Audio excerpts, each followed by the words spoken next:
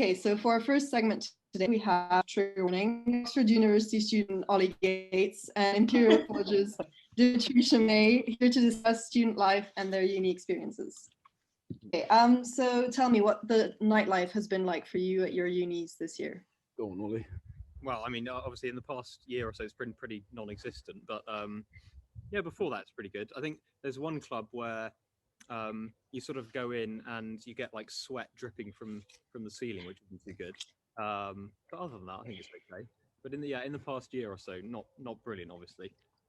Yeah, we're just kind of going around to other people's houses and doing what we can, I guess. But yeah.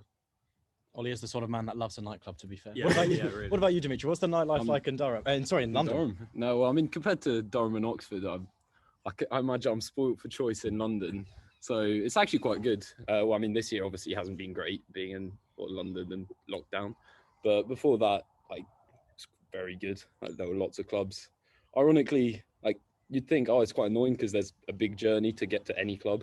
It's like getting the tube, etc. But that's actually like the best part of the night out. What's your favourite club? Favourite club? Oh, it'd probably have to be Phonox in Brixton. Tell us about Phonox.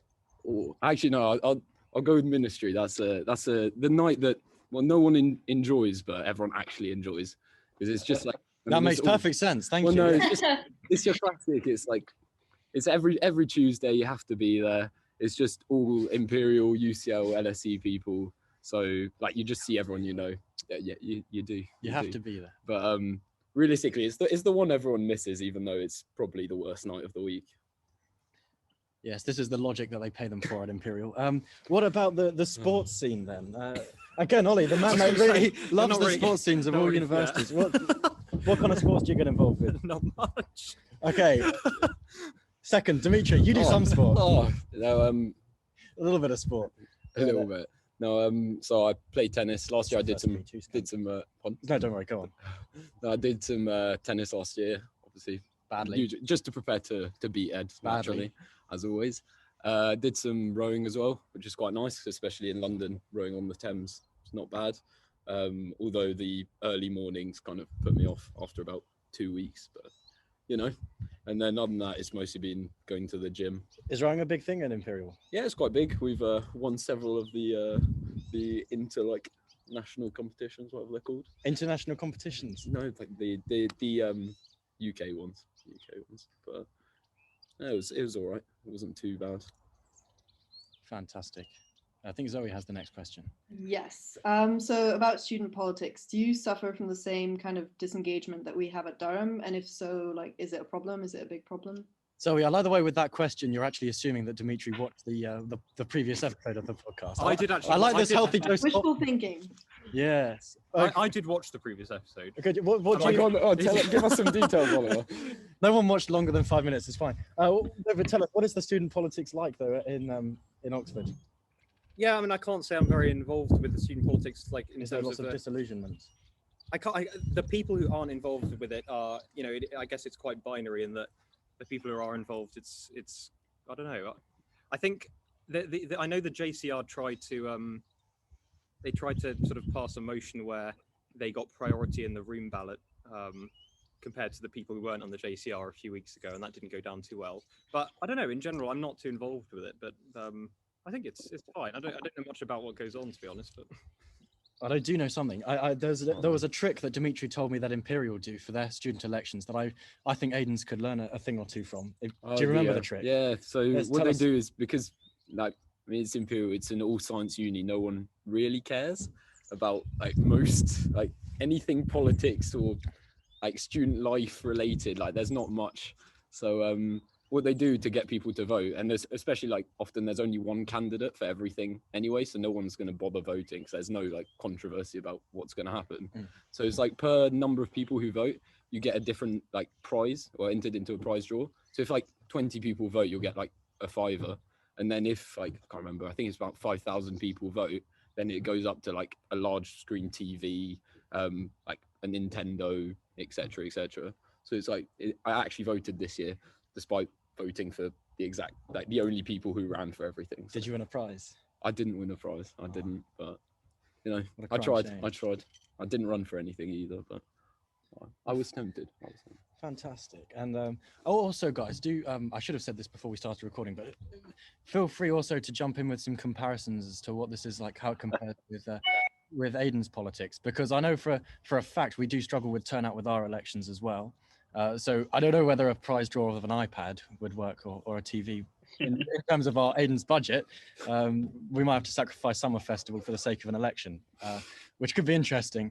That might be even more interesting than your motion about housing. Do a lot of people run for your stuff or not? No, this is it's very similar. I saw your campaign last year. Yeah, I was contested last year, and then 4 people or 3 people thought they could do a better job than me in the second time round when I didn't run.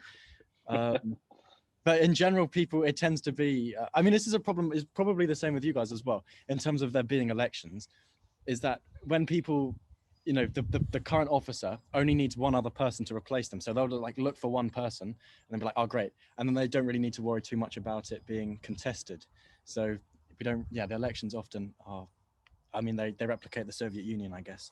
But in terms of there's a one-party candidate, there's no political prisoners or anything like that. Okay. Moving on though, what is the Facebook scene like? And that's the phrase that Zoe wanted me to avoid, but there it is. Is there a Facebook scene? In Durham, of course, we have Durfest, we have Aidan's Crush and Fest. Both were mentioned in the previous installment of the podcast. And so what is Oxfest? Yeah, no, Oxfest can be quite beefy, as I'm sure I'm sure they're all, well, they all are. I didn't have Facebook before university, but I suppose it's where everything's communicated, so it's quite useful in that respect. But no, yeah, Oxfest can get a bit beefy sometimes. Are there any good anecdotes from Oxfest that you have? Oh, like, what do you mean? Any does anything controversial happen? There's always some argument going on. Every week is something new. It's either about, I don't know, like housing or student politics or state versus private, or there's always some argument going on, and they have to keep banning different topics or whatever. Oh, really? But I know they recently made like a countrywide page, like confessions page, didn't they? Have you seen that? Oh yeah, that's not quite the same. What's that? Well, they've like combined all the like confessions pages from each of the universities into one big one. Really? Yeah. Has anyone else heard about this? No. Touch the Durham contingencies then. Sounds epic. Confessions page or something. Oh, I haven't seen that. A UK uni confessions page. To check that out. I shall research this in the break. Fantastic. Brilliant. And Zoe, again, you have the final question for this segment. We have rattled through. What about Imperial? Oh yeah, sorry. No, what is Imperial? Yeah, we've got the Imperial College Exposed. A bit of a boring name. No, we've got an Instagram one which is probably more widely used called Simperial. Just quite a good one. But I have in fact featured a few times. Oh, have you? Yeah, unfortunately. But was it sarcastically? Much to my dismay, it was actually entries put in by men. So so I was even better. I was gutted, but you know, we move on, we move forwards. But no, they're not quite as. I mean, to be fair, a lot of the stories are not what you'd expect from Imperial students, considering there's only about 100 people who socialise in the whole university. But what are the stories? Oh no, putting me on the spot. It's not like I sent these questions in advance or anything. I definitely did read them. I definitely went through them thoroughly, of course, beforehand, for sure. Well, you don't have it. It's okay. We can move on. I'll come back. There's the beauty of the edit, which I shall not be using. But anyway, thank you. Zoe, you do have the final question though. Yeah, it's just about COVID. So how your unis have handled it, because I know that in Durham there's been like some like disgruntlement against the uni because of the way they handled the situation, and college also in particular, which we'll get to later. But yeah, so how have your unis handled COVID, and how do the students feel about it? Yeah, I think well, we always get like ridiculously long emails that manage to last like 10 paragraphs and actually say nothing. But other than that, I think each college has handled it slightly differently. Like some colleges let loads of people back, some colleges didn't let anyone back. It seems to vary quite a lot across the university. Yeah, I think there's been people haven't been too happy about the way exams have been handled. But then again, I guess you can't really please everyone, can you? But what have they done with exams? Well, I was surprised actually. My exams were moved online and made open book, which I wasn't expecting because it's just going to push the average way up and everyone's just going to get scaled down. So it'll be interesting to see what happens there. But no, I don't know. Different people have different opinions about online lectures and stuff. I don't know what you guys feel about that, but I found the online lectures quite helpful because you can pause and go back, and if you don't understand something, rewatch them and stuff. But I know some people Because your lectures weren't recorded anyway. No, they weren't recorded beforehand. No, not at all. Like, not even you didn't even have the like sort of hybrid option of either going or looking at the recordings. But I hope they continue recording them, but we'll see. I don't know. And what about you, Dimitri? Has Imperial done a good job? Yeah, it's actually been quite good, surprisingly. But no, I mean, as I said before, Imperial students don't tend to care much. Well, Imperial doesn't care about our mental health, so therefore we don't like. There's no point actually complaining because they literally won't care. So I don't know, just have to put up with it. But it's been they've actually done a good job, to be honest. Like, everything's been well organized. I've actually been able to go back to campus quite a few times. Whereas in first term we were able to we had problems classes on campus. Library's been open the whole time as well, which is it's basically become the social space, which is quite sad. But Dimitri, tell me about what's happening with your exams, because I think this will make Durham students wet themselves when they hear this. What's going on with your exams this year? Well, this year and last year, I mean, obviously they're online, but we just get the normal time, and last year as well was the same. We get the normal time actually allowed for the exam, plus 20 minutes scanning time. So therefore it's just the usual kind of actually being time pressured, which is unfortunate. And then on top of that, you think, oh, that's unfortunate, but it's an exam, that's okay. Well, it's not okay if you're living in America or China, as a lot of our students. Oh yeah. So they have to do it in the morning. Yeah, because you're sitting your exams at quite literally 2 a.m. Oh my God. Got up, and as their complaints were completely ignored.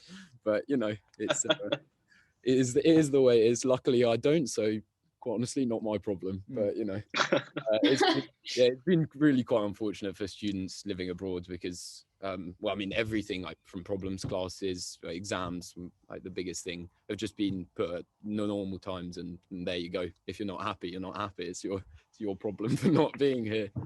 But I think that can, the next time in Durham, what do we complain about with our exams? And people complain that we don't have 48 hours and that we haven't automatically passed the year or something.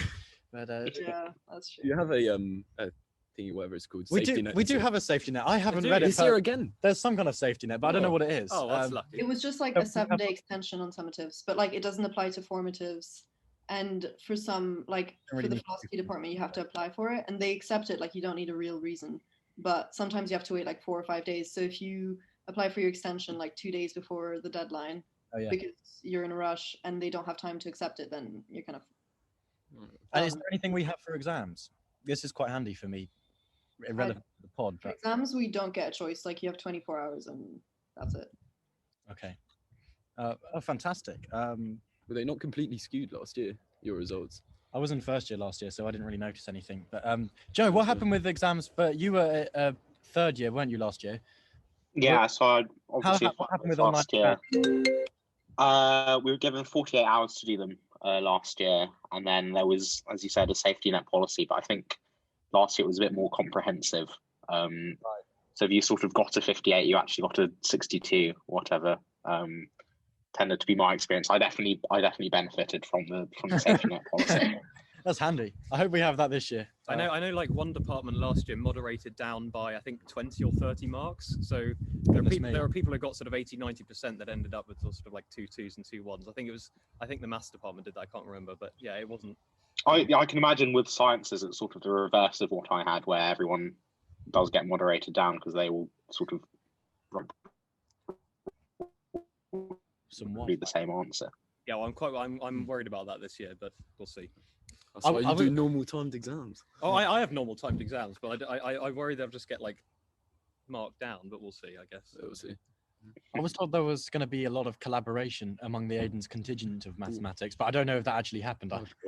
I just heard there were rumours at the end of, about this time last year that they were thinking of it, but I don't know if that happened.